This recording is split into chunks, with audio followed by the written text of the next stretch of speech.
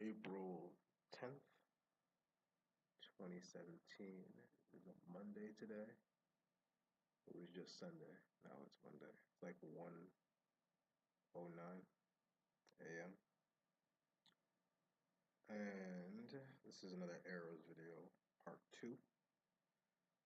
So the problem we're having now is that we want to make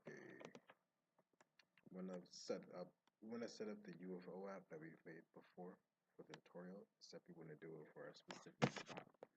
So what we're aiming to do is make a UFO thing appear above the field, or near the field or the gate or something like that. So we got the coordinates for that, and we plug those in.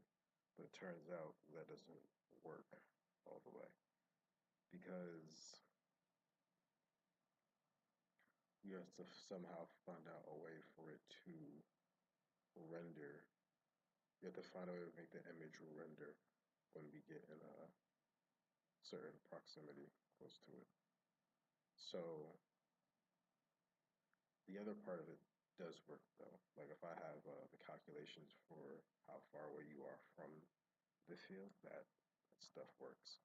It updates a little slowly, but it still works pretty much. And what? So like when we walk towards it, the other day, and it does change, and it does show up. The numbers do change, which is good. So the only problem I gotta learn how to do now is learn how to tell it to render. And I think I need to make a game tag to make a game object render, but I'm not 100% sure if that's right. So today at class, I'm gonna ask my teacher, Dr. Kong, how to specifically talk to a game object. I think it's with a tag though. Like I'm pretty sure, but I'm not like 100% sure. I don't wanna do something and have it not work right now. You know, that's what I think about it a little bit. So he already knows. I see him tomorrow, so I'm just gonna ask him how that goes. And then once that happens, uh, I think it should show up right. And as it shows up, all you have to do is put arrows on it, and the arrows will just always be pointing towards the arrows will always be pointing toward. Well, you can set up the code slightly differently, not slightly differently, but you can set up a code so that depending on where the GPS coordinates are and the point that they're pointing to, I can just move the image of an arrow on a different.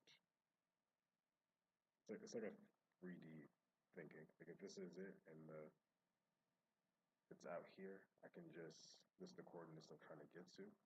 All I have to do is paste some arrows facing that way, paste some arrows over here facing that way.